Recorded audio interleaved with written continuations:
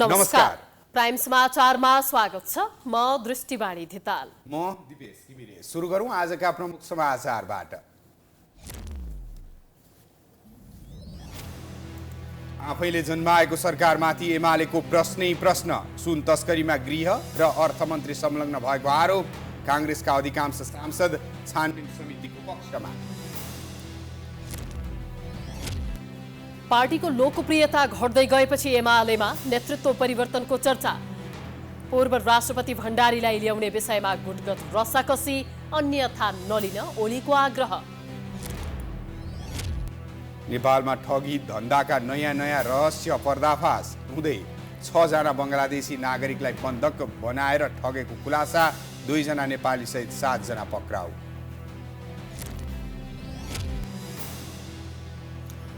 युक्रेनमा रुसले गरेको आक्रमणमा परि नवजात शिशु सहित 9 जना मारिए, 4 जना घाइते। वार्ताको वातावरण बिगारेको भन्दै तेस्रो मुलुकहरू चिन्तित। र बढुवा प्रक्रिया रोकिएपछि राखेपका कर्मचारीद्वारा हातमा कालो पट्टी बाँधेर विरोध। माग पूरा नभए थप सशक्त आन्दोलनको घोषणा गर्ने चेतावनी।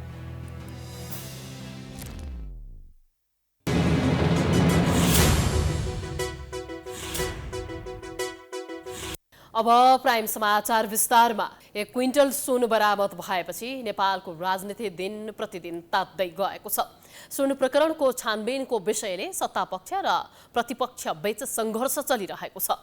नेकपा एमाले निरन्तर रूपमा संसद बैठक अवरोध गर्दै आएको छ भने सरकारले उच्चस्तरीय छानबिन समिति गठन नगर्ने अडान लिँदै आएको छ। संसदबाट दिएको दबावले नपुगेपछि आज एमाले पत्रकार सम्मेलन नै गरेर समिति बनाउनु पर्ने माग मात्रै राखेन, गृहमन्त्री र अर्थमन्त्रीको राजीनामा नै मागेको छ। नेकपा माओवादी केन्द्रका अध्यक्ष पुष्पकमल दाहालको नेतृत्वमा बनेको सरकारमा पुस 10 गते सहभागी भएको नेकपा एमाले फागुन 15 गते बाहिरिएको थियो। प्रचण्डले एमालेसँगको गठबन्धन तोडेर नेपाली कङ्ग्रेससँग मिल्ने रणनीति लिएपछि एमाले रुष्ट बनेर सरकार छाडेको थियो। त्यही दिनदेखि एमाले सरकारको आलोचना गर्नमा व्यस्त रह्यो। विभिन्न विषयमा कहिले प्रधानमन्त्रीको राजीनामा माग्ने त कहिले माफी माग्नुपर्ने भन्दै एमाले संसद बैठक पटक पटक अवरुद्ध गरिरह्यो। पछिल्लो समय 1 क्विन्टल सुन बरामद भएपछि त्यसको छानबिन नेपाल प्रहरीको सिआइबीले गरिरहेको छ। तर एमाले सुन प्रकरणलाई छानबिन गर्न उच्च स्तरीय समिति बनाउनु पर्ने माग राख्दै संसद बैठक अवरोध गर्दै आएको छ। तर सरकारले समिति गठन गर्नुपर्ने माग पूरा नगरेपछि एमाले पत्रकार सम्मेलनै गरेर आफ्नो धारणा सार्वजनिक गरेको छ। सरकारको आलोचना गर्नकै लागि पहिलो पटक पत्रकार सम्मेलन गरेका एमाले अध्यक्ष केपी शर्मा ओलीले सुन तस्करीमा सरकारको उच्च नेतृत्व नै संलग्न रहेको दाबी गर्न भ्याए। उच्च स्तरीय छानबिन समिति बनाउन नमानुले सरकार आफै सुन तस्करमा संलग्न भएको हुन सक्ने ओलीको आशंका छ। हामीले आफ्ना होइन न्यायिक छानबिन भनेका छौँ। बहालवाला या पूर्व न्यायाधीशको कसैको नेतृत्वमा स्वतन्त्र निष्पक्ष छानबिन। ओलीले माओवादी केन्द्रका उपाध्यक्ष कृष्णबहादुर महरामाथि छानबिन नगरेको प्रति आपत्ति जनाएका छन्। इलेक्ट्रोनिक सिगरेट भेपभित्र 9 किलो सुन लुकाएर ल्याउने तस्करसँग महरा र उनका छोरा राहुलको नाम जोडिँदा समेत छानबिन नगरेपछि ओलीले प्रश्न उठाएका हुन्। 234 पल्ट कुनै गिरोहसँग लगातार संवाद 1 दिन 2 दिनका बिचमा कसरी हुन्छ मान्छेको? यो फियर छ।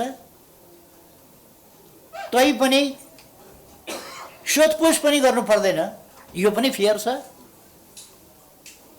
यसरी पनि देश चल्छ। छानबिनका नाममा गृहमन्त्रीले भ्रमपूर्ण प्रचार गराएर स्टनमा रमाएको ओलीको आरोप छ। गृहमन्त्री राणाकाजी श्रेष्ठ र अर्थमन्त्री डाक्टर प्रकाश शरण महतले तत्काल राजीनामा दिनुपर्ने ओलीको माग छ। ओलीले भ्रष्ट सरकारको नेतृत्व प्रचण्डले गरेको भन्दै अप्ठ्यारो मानेर आफैले राजीनामा दिनुपर्ने समेत बताए। यति नालायक, यति भ्रष्ट सरकार चलाएर बस्छु भन्नुभन्दा राजीनामा गर्नुपर्ने थियो सरकारले। अलिकति पनि अप्ठ्यारो लाग्थ्यो भने उहाँहरू उल्टै प्रश्न पो गर्नुहुन्छ त रोस्टममा उभिएर। त बानी परेपछि लाज हुँदैन भन्ने बिरबल अकबरको एउटा कथा छ। छ बुँदे प्रेस विज्ञप्तिमा एमाले सरकारको कार्यशैलीमाथि गम्भीर प्रश्न उठाउँदै हमला गरेको हो।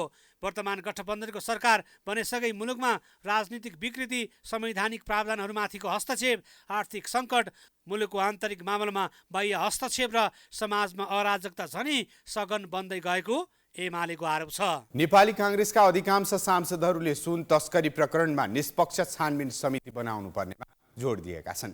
संसद भवन नयाँ बानेश्वरमा आइतबार बसेको संसदीय दलको बैठकमा धारणा राख्ने अधिकांश सांसदहरूले क्विन्टल सुन तस्करी प्रकरण सामान्य नभएको भन्दै निष्पक्ष छानबिन समिति बनाउनु पर्नेमा जोड दिएका हुन्।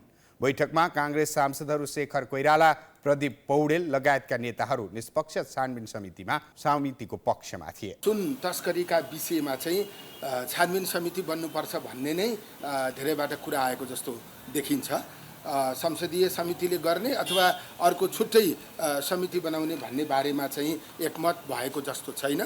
तर यसको छानबिन गर्ने एउटा कुनै संयन्त्र बनाउनुपर्छ भन्ने कुरामा चाहिँ संसदमा चाहिँ यो संसदीय दलमा चाहिँ धेरैजसो सदस्य साथीहरू सहमत भएको जस्तो देखिन्छ।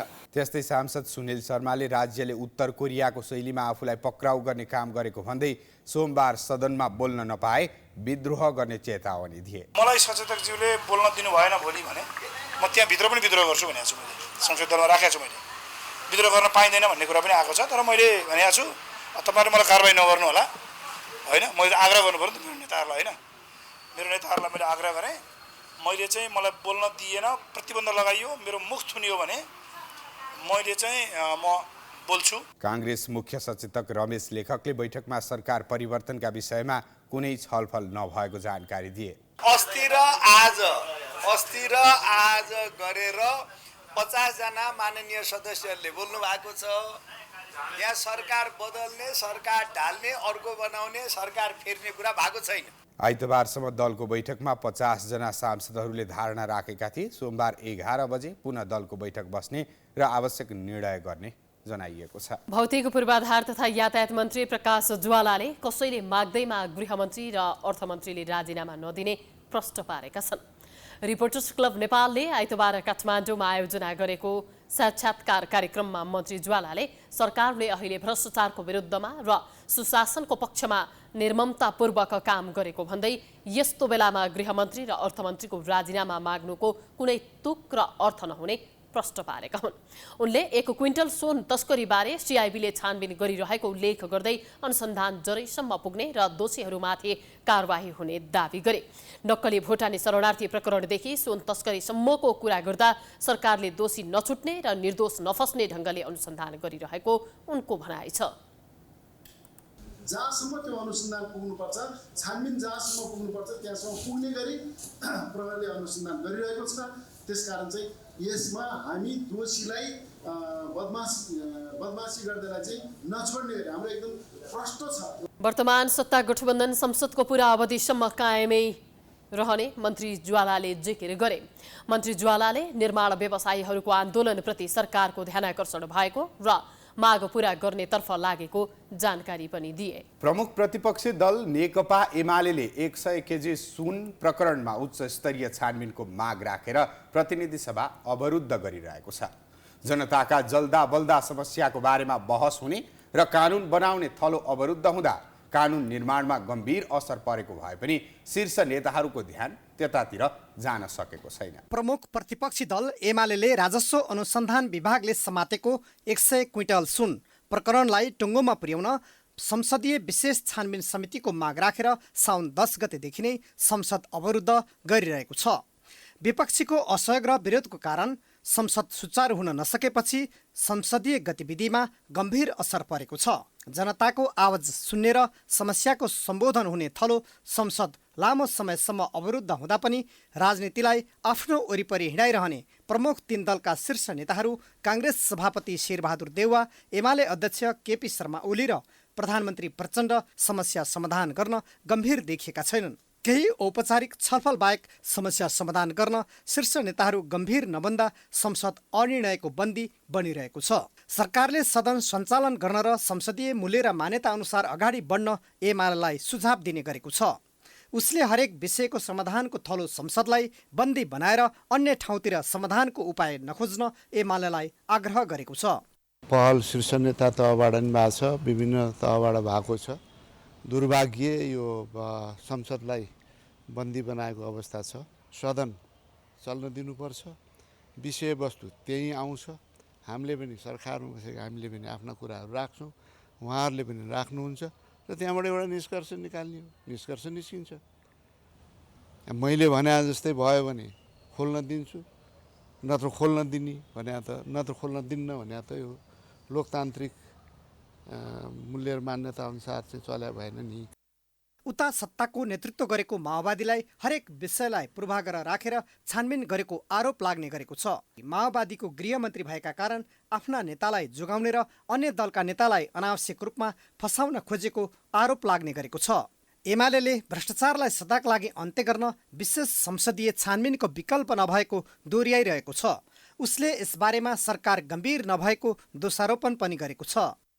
उच्च स्तरको आयोग जसले यो देशका उच्चपदस्थ मान्छेहरूलाई पनि छानबिन गर्न सकोस्, मन्त्रीहरूमाथि छानबिन गर्न सकोस् र एउटा चाहिँ यस्तो प्रतिवेदन तयार होस् र जुन प्रतिवेदनलाई राज्यले कार्यान्वयन गरोस्। त्यसो भयो भने यो सदाका लागि एउटा समाधानको बाटोमा हामी जान सक्थ्यौँ। यो कुरालाई उहाँहरूले चाहिँ अस्वीकार गर्नु भनेको चाहिँ यो तस्करीको प्रकरणलाई उहाँहरूले छोप्न चाहनुहुन्छ। सत्तारूढ नेकपा माओवादीले भने गल्ती कमजोरी गर्नेलाई कारबाही गर्न खोज्दा अन्य दलहरू आत्तिने गरेको बताएको छ। उसले गल्ती नगर्नेहरू आत्तिनुपर्ने जरुरी नभएको पनि स्पष्ट गरेको छ। निर्दोष चाहिँ सुरक्षित हुने गरी, निर्दोष चाहिँ नडराउने गरी, गल्ती कमजोरी गरेकाहरू चाहिँ तर्सिने, कानुनी दायराभित्र आउने र आगामी दिनमा राज्यमा सुशासनको प्रत्याभूति दिलाउनुको निम्ति त्यस प्रकारका भ्रष्टाचारजन्य क्रियाकलापमा कोही पनि सहभागी नहोस् भनेर नागरिकलाई चाहिँ प्रत्याभूति दिलाउनुको निम्ति यस प्रकारका विषयहरूको छानबिन हुनुलाई हामीले सकारात्मक रूपमा लिनुपर्छ।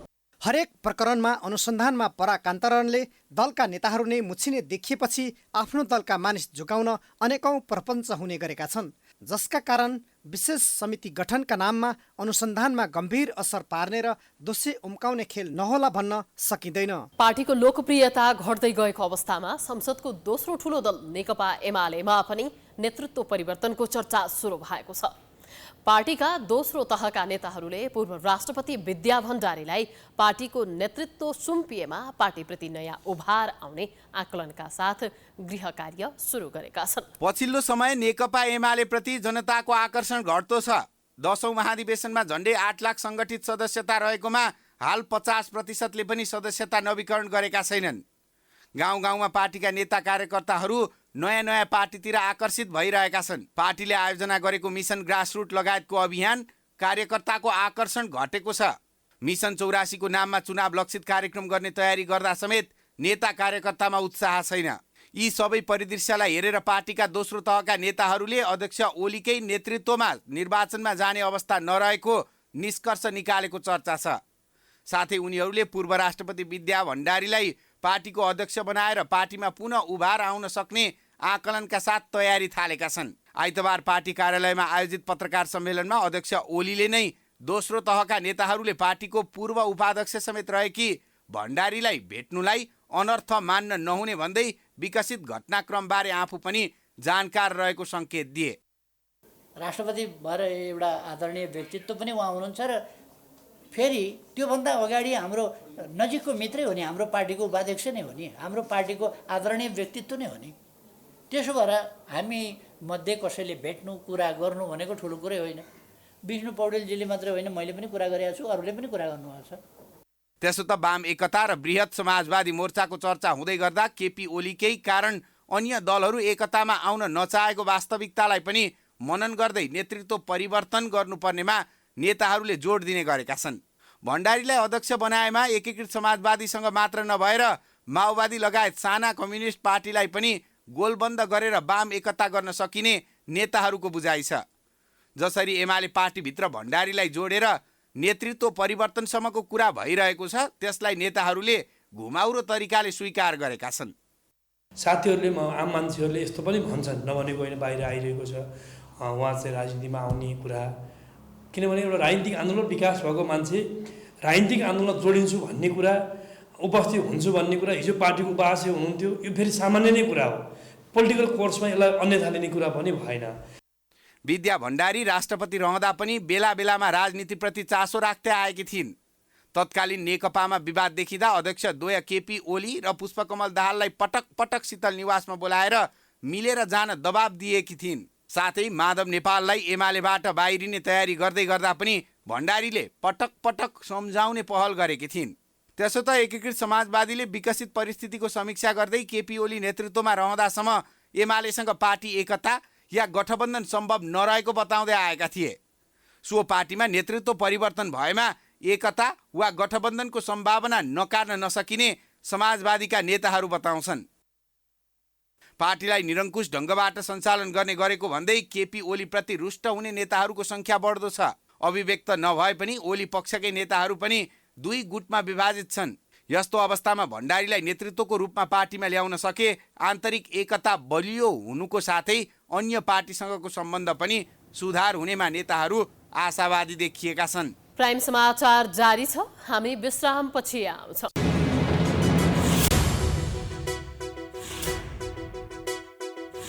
विश्रामपछि स्वागत छ। अब बाँकी समाचार। सत्तारूढ नेकपा माओवादी केन्द्रले सङ्घीय मामिला तथा सामान्य प्रशासन मन्त्री अमललाल मोदीलाई फिर्ता बोलाउने निर्णय गरेको छ। आइतबार बालुवाटारमा बसेको पदाधिकारी बैठकले मन्त्री मोदीलाई फिर्ता बोलाउने निर्णय गरेको हो। जनमत पार्टीलाई सरकारमा ल्याउन मोदीलाई फिर्ता बोलाइएको हो। जनमतले अनिता देवी शाहलाई मन्त्री बनाउन यसअघि नै सिफारिस गरेको थियो। प्रधानमन्त्री पुष्पकमल दाहालले भोलि नयाँ मन्त्री नियुक्त गर्ने तयारी गरेका छन्। आफूले मागेको मन्त्रालय नपाएको भन्दै सरकारबाट बाहिरिएको जनमत पार्टीको माग पूरा गर्न प्रधानमन्त्रीले आफ्नै पार्टीका एक मन्त्रीलाई सरकारबाट फिर्ता बोलाएका हुन्। मोदीको ठाउँमा जनमत पार्टीकी सांसद अनिता कुमारी शाहलाई मन्त्री बनाउने तयारी भइरहेको छ। शनिबारदेखि परेको लगातारको वर्षाका कारण देशभरको अवस्था अस्तव्यस्त भएको छ। बाढीका कारण तराई क्षेत्र जलमग्न भएको छ भने पहाडी जिल्लाहरूमा पहिरोले सडक अवरुद्ध भएका छन्। बाढीले सयौं घर डुबानमा परेका छन् भने दर्जनौं बस्ती जोखिममा छन्। देशभर परेको लगातारको वर्षाका कारण बर्दिया लगायत तराईका जिल्लाहरू डुबानमा परेका छन्। जल तथा मौसम विज्ञान विभागका अनुसार बर्दियाका विभिन्न ठाउँमा अति भारी वर्षा भएको छ। बर्दियाको रम्बापुरमा 24 घण्टामा 200 मिलिलिटर भन्दा धेरै वर्षा भएको छ। अति भारी वर्षा भएकोले बर्दिया बाढीको उच्च जोखिममा परेको छ। वर्षाका कारण बार बर्दिया नगरपालिका 8 स्थित औरी भगतपुर र दुधाका 43 घर डुबानमा परेका छन्। त्यहाँका सडक र सम्म परेका ठाउँहरू जलमग्न भएका छन्। स्थानीय खोलामा आएको बाढीले बार बर्दिया नगरपालिका 8 का सबै गाउँहरू डुबानमा परेका छन्। बाढी पसेपछि बिहानैदेखि गाउँ डुबानमा परेको स्थानीय जनप्रतिनिधिहरूले बताएका छन्। सुरक्षाकर्मी र स्थानीयको सहयोगमा डुबानबाट प्रभावित भएकालाई उद्धार गरिएको छ। नदी र खोलामा आकस्मिक बाढी आउने भएकोले आसपासका बस्तीलाई सतर्क रहन सरकारवालाले सूचना जारी गरेका छन्। त्यस्तै कडाली नदीमा बाढी आउँदा कैलालीको टिकापुर क्षेत्रका बस्ती जोखिममा परेको छ। कडाली नदीले कैलालीको टिकापुर 5 स्थित उद्यान पार्क नजिक कटान तीव्र बनाएको छ। नदीले टिकापुर पार्क सिमानामा बनाइएको तटबन्धको कटान तीव्र पारेकोले बस्ती जोखिममा परेको हो। पार्क क्षेत्रमा कडाली नदी तटबन्ध भत्किएमा टिकापुरको वडा नम्बर 5, 6, 7 र 9 वडा पुरै डुबान तथा कटानमा पर्ने देखिएको छ। नदी बस्तीमा पसेमा हजारौं परिवारको उद्धार गर्नुपर्ने, हजारौं बिघा धानबाली नष्ट हुने खतरा बढेपछि बस्ती जोगाउन जैविक तटबन्ध गरिने भएको छ। पालिकाले नगरपालिकालाई सुरक्षित रहन आग्रह गर्दै साइरन बजाउने, मोबाइलमा म्यासेज गर्ने लगायतका कार्य सुरु गरेको छ। त्यस्तै पहाडी जिल्लाहरूमा पहिरो जाँदा ठाउँ सडक अवरुद्ध भएका छन्। हेटौडा काठमाडौँ छोटो दूरीका सबै सडक पहिरोका कारण अवरुद्ध भएका छन्। गए रातिदेखि परेको अविरल वर्षाका कारण हेटौडा भैँसे भीमफेदी सडक खण्ड पहिरोको कारण अवरुद्ध भएको हो। भीमफेदी 2 भैँसे खोलाबाट 2 किलोमिटरको दूरी पहिरो खसेकोले सडक सञ्चालन अवरुद्ध भएको प्रहरीले जनाएको छ। त्यस्तै कुलेखानी सिस्नेरी काठमाडौँ सडक खण्डमा पनि पहिरो खसेपछि अवरुद्ध भएको छ। उता बेनी नगरपालिका र मङ्गाला गाउँपालिकाको सिमानामा रहेको दरवाङ नजिकैको बाङ्गे भिरमा पहिरो गएकोले सडक अवरुद्ध भएको हो। पहिरो खसिरहेकोले सडक खुलाउने प्रयास असफल भएको प्रहरीले जनाएको छ। त्यस्तै अविरल वर्षापछि आएको पहिरोले मनाङ जोड्ने बेसी सहर चाम्मे सडक अवरुद्ध भएको छ। बेसी सहर नगरपालिका 6 को खरखरे भिर चनौटे पुमाखोला लगायतका स्थानमा पहिरो गएकोले बाटो अवरुद्ध भएको छ।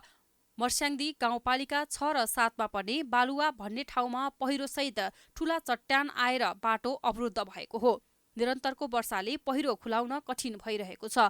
हिमाली जिल्ला मनाङ जाने एकमात्र सडक अवरुद्ध भएपछि सवारी साधन आगमन ठप्प भएको छ। पछिल्लो समय मेडिकल शिक्षातर्फ विवाद नै विवाद देखिएको छ। कहिले सिटिई भेटी तथा चिकित्सा शिक्षा आयोग बीच विवाद त कहिले चिकित्सा शिक्षा ऐन परिमार्जनको माग गर्दै सङ्घर्ष समितिले आन्दोलन गर्दै आएको छ। यता यही ऐन परिमार्जन गर्ने प्रयास भइरहेको भन्दै डाक्टर गोविन्द केसी सत्याग्रहको तयारीमा जुटेका छन्। राष्ट्रिय चिकित्सा ऐन 2075 मा स्नातक तहको नर्सिङ कार्यक्रम सञ्चालन गर्ने शिक्षालयले 2 वर्षभित्र 100 शय्याको आफ्नै अस्पताल सञ्चालन गर्नुपर्ने व्यवस्था गरेको छ। सो व्यवस्था अनुरूप सिटिभिटी अन्तर्गत सञ्चालित प्री डिप्लोमा विषयमा 137 वटा स्टाफ नर्स तर्फका 73 वटा विश्वविद्यालय अन्तर्गतका स्नातक तहका BN 10 र BSP नर्सिङ 8 गरी 228 शिक्षण संस्थाहरू बन्द भएका छन्। त्यसै ऐनका कारण निजी क्षेत्रको 15 अर्ब भन्दा बढीको लगानी जोखिममा परेको भन्दै ऐन परिमार्जनको माग गर्दै केही दिन यता चरणबद्ध आन्दोलन गर्दै आएका छन्। समितिले सरकारसँग चिकित्सा शिक्षा ऐन परिमार्जन हुनुपर्ने, सिटिभिटीको पुनर्संरचना गर्नुपर्ने र स्तर उन्नति गर्न बाँकी रहेका संस्थाहरूको तत्काल भर्ना खोल्नुपर्ने लगायतका 14 वटा माग राखेको छ। त्यसै गरी कलेज बन्द हुँदा रोजगारी खोसिएका पेसाकर्मी तथा कर्मचारीको रोजगारीको ग्यारेन्टी गर्नुपर्ने समितिको माग छ भन्ने हाम्रो एउटा माग। अर्को माग चिकित्सा शिक्षा ऐनको दफा 15 को 5 मा नेपालको स्वास्थ्य विषयको डिप्लोमा तहको कोर्स बन्द गर्ने र डिप्लोमा प्री डिप्लोमा तहको कोर्स सञ्चालन गरिराखेका कलेजहरूलाई स्तर उन्नति गरेर परमिटता प्रमाणपत्र तह सञ्चालन गर्ने भन्ने कानुनी व्यवस्था छ। त्यो व्यवस्था हुँदा हुँदै तपाईँ भन्नुहोस् 76 सालदेखि 80 सालसम्म 4 वर्ष ती संस्थाहरूमा भर्ना रोकिएको छ। ब्याचलर लेभलका कार्यक्रम र PCL लेभलका कार्यक्रम एउटै हस्पिटलमा एउटै नाममा चलाउन पाउँदैन भनेर एउटा कार्यविधि ल्याएर, जुन कुरो ऐनमा त्यो कुरो छैन, व्यवस्था कार्यविधि एउटा आयोगले कार्यविधि पारित गरेर ब्याचलर लेभलका नर्सिङ कार्यक्रम र PCL लेभलका नर्सिङ कार्यक्रम एकै ठाउँमा पढाउन पाउँदैन भन्ने त्यो जुन गलत भाष्य निर्माण गर्यो, त्यो चाहिँ फेरि कसरी गलत भन्नुहुन्छ भने ऐनको धारामा के छ, डेन्टल र नर्सिङलाई 100 बेडको हस्पिटल भनेको छ। तर डेन्टलको केसमा त्यो नर्मल चलिरहेछ। ब्याचलर लेभलको कार्यक्रम पनि PCL लेभलको कार्यक्रम पनि एउटा गतिमा चलिरहेछ। यता सिटिभिटी र चिकित्सा शिक्षा आयोगको बीच पनि लामो समयदेखि विवाद चलिरहेको छ। सिटिभिटीले आयोगको सहमति बिनै सम्बन्धन बाँडेर सिट निर्धारण र भर्ना प्रक्रिया अगाडि बढाएपछि आयोग र सिटिभिटी बीच द्वन्द्व सुरु भएको थियो। यी दुवै निकाय आफ्नो अडानमा छन्। यता स्वास्थ्य अभियन्ता प्राध्यापक डाक्टर गोविन्द केसीले चिकित्सा शिक्षा ऐन विपरीत प्राविधिक शिक्षा तथा व्यावसायिक तालिम परिषदले गरेको निर्णय नसच्चाए 29 गतेबाट सत्याग्रह थाल्ने घोषणा गरिसकेका छन्। यद्यपि उनको माग पूरा गर्न सरकारका कुनै पनि निकाय वार्तामा आएका छैनन्। डाक्टर केसीका अनुसार सोमबार 1 बजेसम्म पनि सरकारले यस विषयमा वार्ता नगरे सोमबार 3 बजेबाट सत्याग्रह सुरु गर्नेछन्। यता मेडिकल शिक्षालयहरू बन्द हुँदा नेपालमा नर्सिङ शिक्षा अध्ययन गर्न चाहनेले पनि अध्ययन गर्ने अवसर नपाएको भन्दै सिटिभिटीका उपाध्यक्ष खगेन्द्र प्रसाद अधिकारीले 30,000 भन्दा बढीले मेडिकल शिक्षा पढ्ने कोटा भए पनि अहिलेको अवस्थामा जम्मा 1100 को हाराहारीले मात्रै अध्ययन गर्न पाएको बताएका छन्। त्यस्तै अन्य विद्यार्थी भने बाध्य भएर अन्य देशमा अध्ययनका लागि जान बाध्य भएको उनको भनाइ छ। नेपालमा भएको शिक्षालयलाई बन्द गरेर अन्यत्र पठाउनका लागि केही संयन्त्र नै लागि परेको उनको आरोप छ। हाम्रो विद्यार्थीहरू यहाँ कलेज धुलो उडाएछ, लडिरहेछ। चिकित्सा आयोगको यहाँ लेख्या छ भने जबरजस्त नलेखेका कुरालाई पनि लेख्या छ भनी अनि यसमा चाहिँ पछाडिपट्टि गोविन्द केसीजीलाई देखाएर उहाँले चाहिँ यसलाई चाहिँ तर्साएर यो ढङ्गले चाहिँ हाम्रो विद्यार्थीहरू बाहिर जाने स्थिति बनेको छ। यसको आशय भने चाहिँ अब यहाँ प्राविधिक शिक्षा पढ्न नदिने, यहाँबाट धेरै विद्यार्थीलाई विदेश पठाउने। तपाईँको मैले अहिले एउटा सूचनामा हेरेको थिएँ, अस्ति मलाई राष्ट्रिय योजना आयोगको सदस्यले भन्दै हुन्थ्यो NOC लिएर जाने मात्रै विद्यार्थीहरूको रेकर्डमा 90 अर्ब रुपियाँ नेपाली पैसा विदेशी हो। अहिले 90 अर्ब करोड पनि होइन। तर पनि यसमा चिकित्सा आयोगलाई पनि चिन्ता छैन, हाम्रो डाक्टर गोविन्द केसीलाई पनि चिन्ता छैन। यसरी दुई सरकारी निकाय बीच जुगाको लडाई चल्दा मेडिकल शिक्षाका विद्यार्थी भने प्रत्यक्ष मारमा परेका छन्। मेडिकल शिक्षामा भइरहेको विवाद तत्काल समाधान गरी विद्यार्थीलाई स्वदेशमै अध्ययनको वातावरण बनाउन आवश्यक पहल गर्न ढिलाइ गर्नु हुँदैन। नेपालमा ठगी धन्दाका नयाँ रहस्य पर्दाफास भइरहेका छन्। यतिसम्म कि विदेशी नागरिकलाई नेपालमा ल्याएर बन्धक बनाएको समेत पाइएको छ। प्रहरीले बन्धक बनाइएका 6 जना बंगलादेशी नागरिकलाई उद्धार गरेको छ। उनीहरूलाई वैदेशिक रोजगारीका लागि नेपाल हुँदै विभिन्न देश पठाइदिने आश्वासन देखाई काठमाडौँमा बन्धक बनाउने गिरोहका 7 जना पनि पक्राउ परेका छन्। बंगलादेशी नागरिकलाई बन्धक बनाई उनीहरूको परिवारसँग फिरौती रकम माग गर्ने गिरोहमा संलग्न बंगलादेशी र नेपाली नागरिकहरू पक्राउ परेका छन्। काठमाडौँ उपत्यका अपराध अनुसन्धान कार्यालयबाट खटिएको टोलीले बन्धक बनाउने आरोपीहरू 7 जनालाई पक्राउ गर्नुका साथै बन्धक बनाइएका 6 जना बंगलादेशी नागरिकलाई उद्धार गरेको हो। गिरोहले वैदेशिक रोजगारीमा लाने भन्दै बंगलादेशबाट नेपाल ल्याई काठमाडौँका विभिन्न स्थानहरूमा रहेको होटल तथा सेफ हाउसमा बन्धक बनाइराख्ने र परिवारसँग पैसा माग्ने गरेको थियो। सबभन्दा पहिला हाम्रो दायित्व रेस्क्यु गर्ने थियो। हामी सुरु भनेकै मान्छेहरूलाई समात्ने भन्दा पनि रेस्क्यु महत्त्वपूर्ण थियो। त्यसले हामी रेस्क्यु गर्नेतिर लाग्यो। त्यसैले यहाँ विभिन्न यसमा कति महिलाहरू पनि हामीले यहाँ पीडित भएर बंगलादेशी महिलाहरू पनि आउनु भएको छ। हामी उहाँलाई पनि रेस्क्यु गरेका छौँ। त्यो रेस्क्यु गर्ने कुराले चाहिँ हामीलाई अर्को एउटा कुराहरू पनि थप अनुसन्धानको लागि बाटो खोलिदिएको अवस्था छ। मसाजमा उहाँहरू प्रयोग हुने अवस्था बनेको अवस्था पनि देखिन्छ हाम्रो उसमा। पक्राउ पर्नेमा 2 नेपाली नागरिक इलाम घर भएकी रोशनी राई र सिन्धुपाल्चोक घर भएकी तारा नेपाली रहेकी छिन् भने 5 बंगलादेशी नागरिकमा अमीर हुसेन, मोहम्मद मेसिहोर, सलिम मिया, जहांगीर अलाम र ताहमिना बेगम रहेका छन्। आफूहरूसँग भएको रकम असुल गरेर परिवारसँग फिरौती मागेपछि एक बंगाली नागरिकले उजुरी दर्ता गराएको र गिरोह पक्राउ पर्न सफल भएको हो। विदेश पठाउने प्रक्रियाका लागि केही रकम लाग्ने भन्दै सुरुमा बंगलादेशमै 50,000 देखि 10 लाख टाकासम्म लिएको अनुसन्धानमा खुलेको छ। बंगलादेशी पीडित नागरिकहरूले आफूहरूलाई एजेन्टले पोल्यान्ड लगायतका देश पठाउनका लागि 5 लाख रुपैयाँ लिएर नेपाल पठाएको र नेपाल आएपछि बन्धक बनाएको गुनासो गरेका छन्। नेपाल आएपछि आफूहरूसँग खर्चका लागि भएको पैसा र मोबाइल पनि गिरोहले नै खोसिदिएको पीडितले बताए। हमारा पास जितना पैसा है हम इधर $1300 लेके आया पर्सनल खर्चा के लिए, वो भी लेके गया।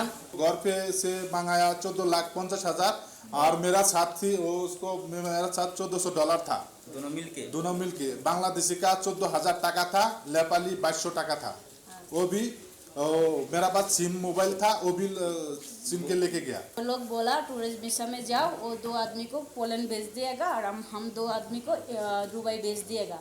ऐसा बोल के हम लोग का पास 2,50,000 लिया।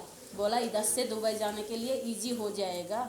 उनीहरूलाई काठमाडौँ उपत्यका अपराध अनुसन्धान कार्यालयले पक्राउ गरी मुलुकी अपराध संहिता 2074 को दफा 211 र 12 तथा संगठित अपराध निवारण ऐन 2070 बमोजिमको कसुरमा थप अनुसन्धान तथा कारबाहीका लागि आइतबार प्रहरी परिसर काठमाडौँ पठाइएको छ। पर्साको वीरगञ्ज लगायतको क्षेत्रमा चापाकल सुकी खानेपानीको हाहाकार भएपछि स्थानीयहरूले खानेपानीको धारा जडान सुरु गरेका छन्।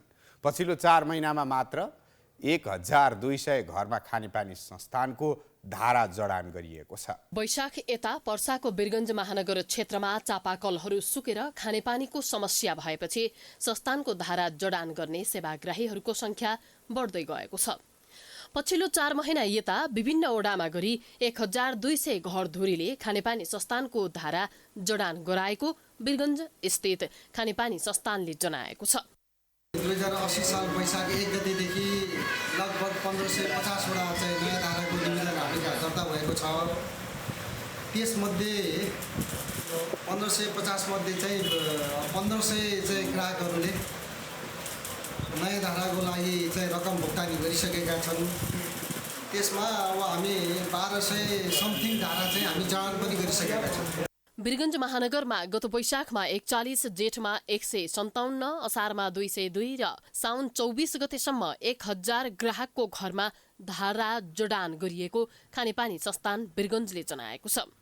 यस्तै महानगरपालिकाको कार्यालयले खानेपानीको महसुल तिर्ने गरी विभिन्न ओडामा 150 स्थानमा सामुदायिक धारा समेत जडान गरिदिएको छ। अहिले प्राकृतिक रूपमा नै जुन 200 देखि 300 फिटसम्मको अधिकांश ग्राहकहरूको जो चापाकल प्रयोगकर्ता थिए उहाँहरूको चाहिँ अहिले चापाकलमा समस्या आइसकेपछि अहिले एउटा विकल्प रूपमा चाहिँ हाम्रो खानेपानीको धारा जडान गर्नको लागि अहिले दैनिक जस्तो चाहिँ हामीले धान्नै नसक्ने पाराले अहिले चाप चाहिँ बढेको अवस्था चाहिँ छ अहिले। लामो समयदेखि वर्षा नहुँदा वीरगञ्जका विभिन्न स्थानमा गत वैशाखदेखि नै खानेपानीको समस्या क्रमशः बढ्दै गएपछि धारा जडान गराउनेको संख्या पनि बढ्दै गएको हो। अहिले दैनिक 50-60 जना धारा जडानका लागि निवेदन लिएर कार्यालय जाने गरेको खानेपानी संस्थानले जनाएको छ। चापाकलबाट पानी आएको समयमा खानेपानी संस्थानको धारा जडानमा स्थानीयले खासै रुचि देखाएका थिएनन्। तर अहिले चापाकल, कुवा लगायतका खानेपानीका स्रोत सुक्न थालेपछि संस्थानको धारा जडानका लागि आउने ग्राहकको संख्या बढेको छ। कुन बेला पानी आउँछ त्यो पानीहरूको लागि एकजना हरदम घरमा अलरेडी चाहिँ के भन्छ अलरेडी एकजना चाहिँ पानीको लागि वेट गर्नुपर्छ। कुन बेला पानी निस्किन्छ भनेर हामी थोपा गरेर पानी जम्मा गरिरहेछ, तर पनि हामीहरूको पानी पुगिरहेछ। हाम्रो चाहिँ लुगा धुन, कपडा धुन, नुहाउन यति हाम्रो गाह्रो भइसकेको छ कि अब आफ्नै घरमा बस्न अब जेल जस्तो भइसक्यो। मेरो घरमा आफै 2 महिनादेखि पानी आएको छैन, जुन कि हामी अहिलेसम्म भनेको जारको पानी खाइरहेका छौँ। ट्याङ्कर भनेको जुन आउँछ ट्याङ्कर भनेर, त्यो ट्याङ्करको पानी पनि हप्तामा 1 दिन आउँदो रहेछ, त्यो पनि टाइम टेबल हुँदो रहेछ। हामी जागिर गर्ने मान्छे 1 दिन बिदा लिनुपर्छ त्यो पानी बोक्नलाई। यो कहिलेसम्म समाधान हुन्छ? वीरगञ्ज स्थित खानेपानी संस्थानले दैनिक 60 देखि 65 लाख लिटरसम्म खानेपानी उत्पादन गरी महानगरका उपभोक्तालाई वितरण गर्दै आएको छ। 10,000 घरधुरीलाई खानेपानी वितरण गर्ने क्षमता रहेको संस्थानले जनाएको छ। प्राइम टेलिभिजनका लागि वीरगञ्जबाट जितेन्द्र शाहको रिपोर्ट। नेपाली बजारमा पछिल्लो समय नक्कली नोट कारोबार बढ्दै गइरहेको छ। नक्कली नोटको बिगबिगी बढ्दै जाँदा सर्वसाधारण ठगिने जोखिम पनि बढेको छ। शहरी क्षेत्रमा यस किसिमका अपराध नियन्त्रणमा प्रहरीले सक्रिय रहे पनि ग्रामीण क्षेत्रमा कारोबार हुन नदिनु भने चुनौतीको विषय बनेको छ। के तपाईले दैनिक जीवनमा चलाइरहेको नोट नक्कली त होइन? सचेत बन्नुहोस्। देख्दा ठ्याक्कै सक्कली जस्तै देखिए पनि त्यो नोट नक्कली हुन सक्छ। बजारमा पछिल्लो समय नक्कली नोटको कारोबार बढ्दै गएको छ। विशेष गरी काठमाडौँ उपत्यकामा नक्कली नोटको कारोबार बढ्दै जाँदा बरामद हुने क्रम पनि बढ्दो छ।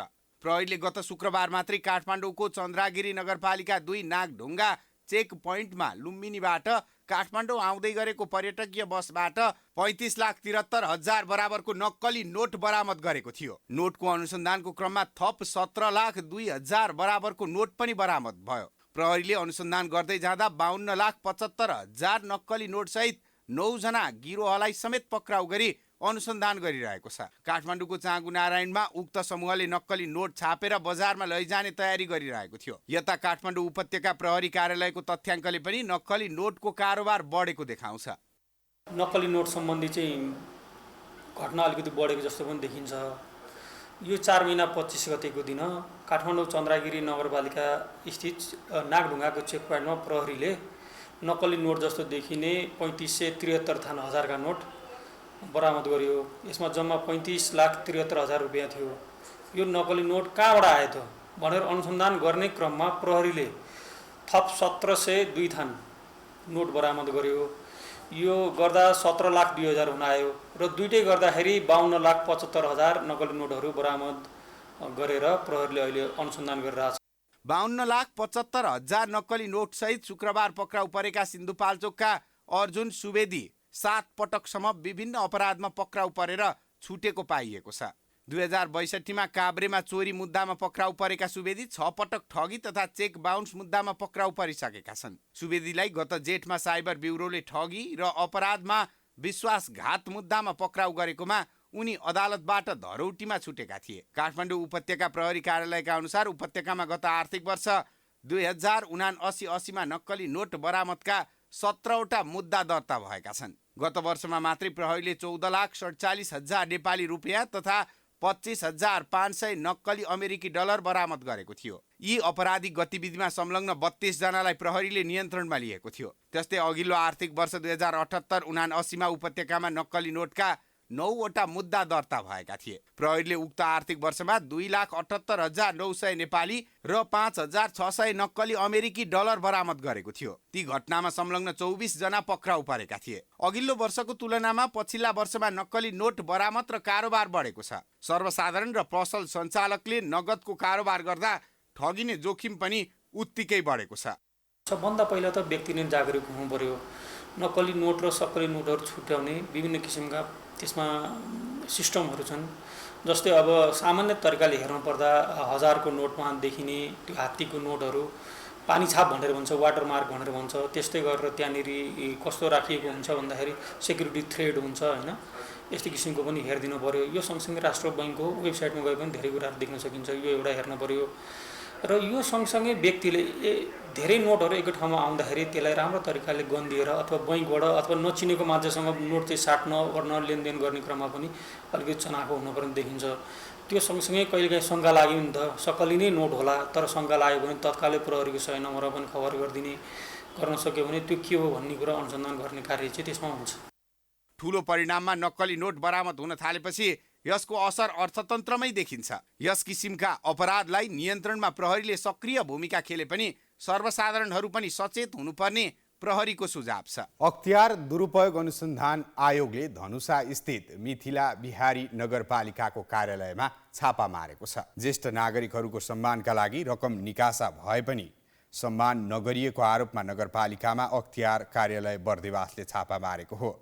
नगरपालिका 9 अब्दुपट्टीका वडाध्यक्ष विन्देश्वर यादवले अनुचित कार्य गरेको भन्दै अख्तियार दुरुपयोग अनुसन्धान आयोगको कार्यालय बर्दिवासमा उजुरी दर्ता गराइएको थियो। वडाध्यक्ष यादवले ज्येष्ठ नागरिकलाई सम्मान कार्यक्रमका लागि छुट्याएको 4 लाखको बजेटमा एक कर्मचारी राजकुमार मण्डलको नाममा पेस्की भुक्तानी लिएको तर सम्मान नगरेको ज्येष्ठ नागरिकहरूले बताएको निवेदनमा उल्लेख छ। त्यस्तै वैदेशिक रोजगारीबाट फर्किएका युवाका लागि सिपमूलक तालिमका लागि 4 लाखको बजेटमा 3,98,325 रुपियाँ भुक्तानी लिएको। वडा नम्बर 9 अन्तर्गत स्ट्रिट लाइट जडानका लागि 8 लाखमा 7,92,921 रुपियाँ भुक्तानी लिएको। वडा कार्यालय सञ्चालन खर्च, मसलन्द, फर्निचर, इन्धन तथा सवारी मर्मतका लागि 4.5 लाखको बिल भरपाई पेश गरेको र 1,78,000 भुक्तानी लिएको निवेदनमा उल्लेख गरिएको छ। त्यस्तै विभिन्न शीर्षकका योजनाहरूमा पनि बिना कार्य र सामान खरिद नगरी भुक्तानी लिएको उजुरी परेको छ। चिकित्सा शिक्षा सङ्घर्ष समिति लुम्बिनीले नर्सिङ कलेजमा भर्ना खोल्न माग गरेको छ। प्राविधिक शिक्षा तथा व्यावसायिक तालिम परिषद सिटिभिटीलाई पुनः संरचना गरी नर्सिङ कलेजमा तत्काल भर्ना खोल्न सङ्घर्ष समितिले माग गरेको हो। चिकित्सा शिक्षा आयोग र सिटिभिटीको बदनियतले प्री डिप्लोमा र डिप्लोमा तहका 228 शिक्षण संस्था बन्द भएको भन्दै चिकित्सा शिक्षा ऐन संशोधन नगरी पठन पाठन सञ्चालनको व्यवस्था गर्न समितिले माग गरेको हो। चिकित्सा शिक्षा सरकार सङ्घर्ष समिति लुम्बिनीले आइतबार बुटवलमा पत्रकार सम्मेलन गरी नर्सिङ कलेजमा तत्काल भर्ना खोल्नका लागि माग गरेको हो। समितिले 14 बुँदे माग राख्दै आन्दोलनको घोषणा समेत गरेको छ। तबसम्म यो समस्या यही आइरहन्छ। यो कानुन तपाईँको संशोधन गर्नलाई त्यो एउटा गिरो छ। उसले चाहिँ हाम्रो दिनदिन हामी लगातार 5 वर्षदेखि यो विषयमा चाहिँ सांसद भेट्ने, काम पुरा गर्ने, न्यायमा जाने सबै कुरा गरिसकेका छौँ।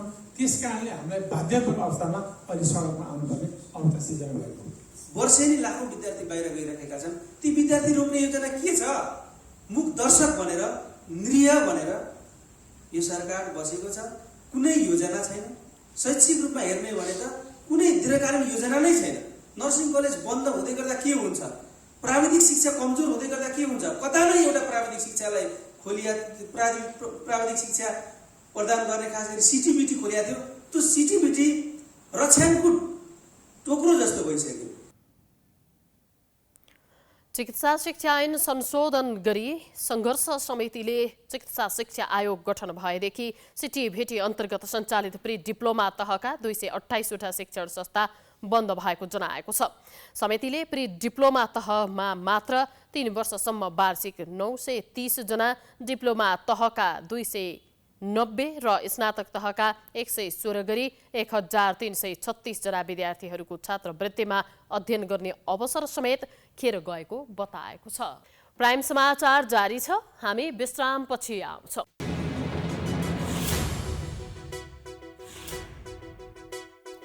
विश्रामपछि स्वागत छ। अब आर्थिक समाचार।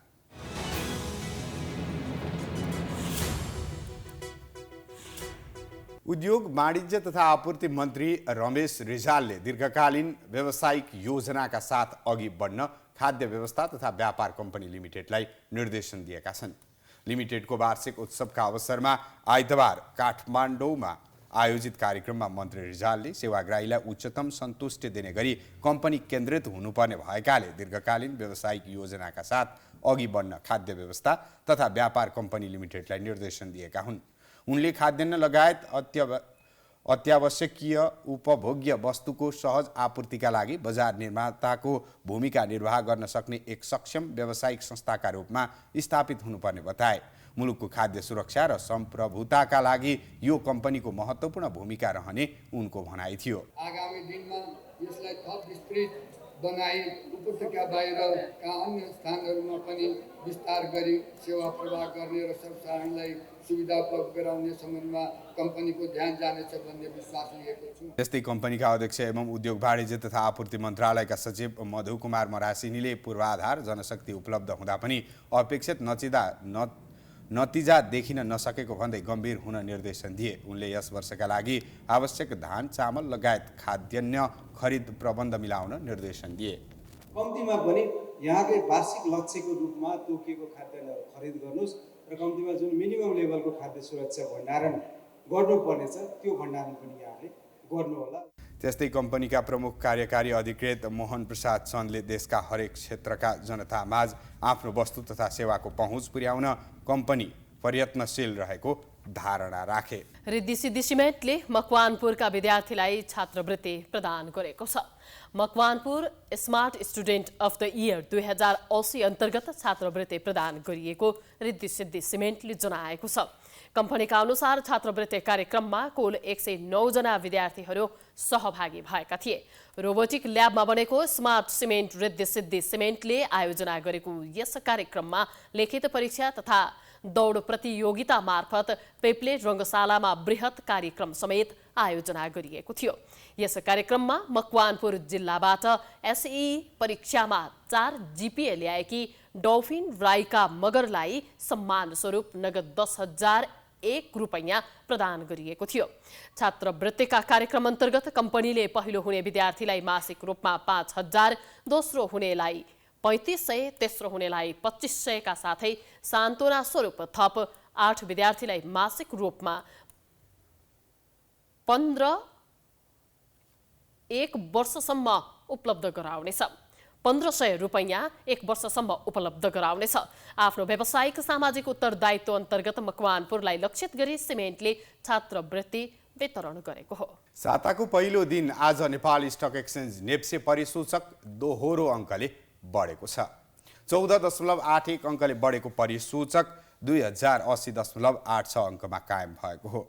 आज 271 कम्पनीको 97,18,754 किता सेयर 95,965 पटक खरिद बिक्री हुँदा 3,01,84,60,512 बराबरको कारोबार भएको छ।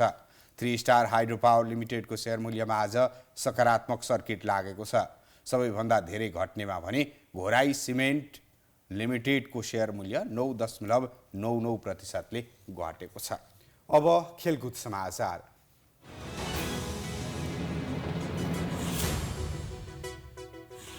बढुवा प्रक्रिया रोकिएको भन्दै आन्दोलनमा रहेका राष्ट्रिय खेलकुद परिषद राखेपका कर्मचारीहरूले आज हातमा कालो पट्टी बाँधेर सांकेतिक विरोध गरेका छन्।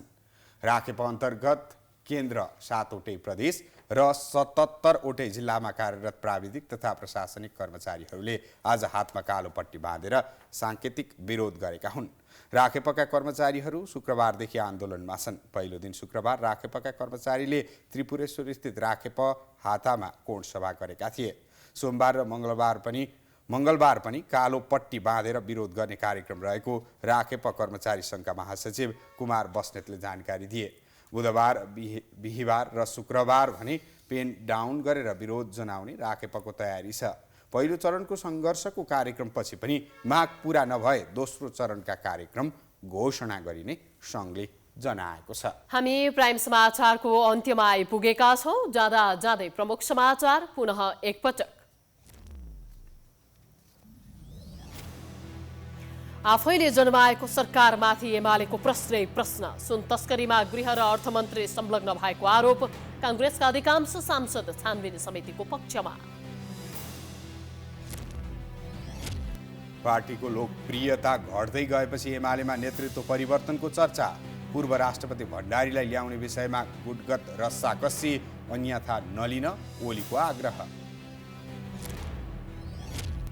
नेपालमा ठगी धन्दाका नयाँ रहस्य पर्दाफास हुँदै। 6 जना बङ्गलादेशी नागरिकलाई बन्धक बनाएर ठगेको खुलासा। 2 जना नेपाली सहित 7 जना पक्राउ।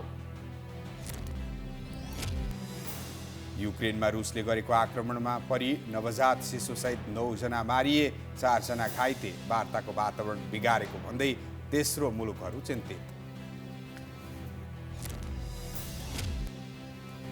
र बढुवा प्रक्रिया रोकिएपछि राखेपका कर्मचारीद्वारा हातमा कालोपट्टी बाँधेर विरोध। माग पूरा नभए थप सशक्त आन्दोलनको घोषणा गर्ने चेतावनी।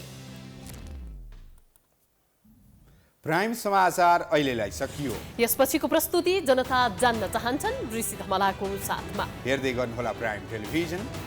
नमस्कार।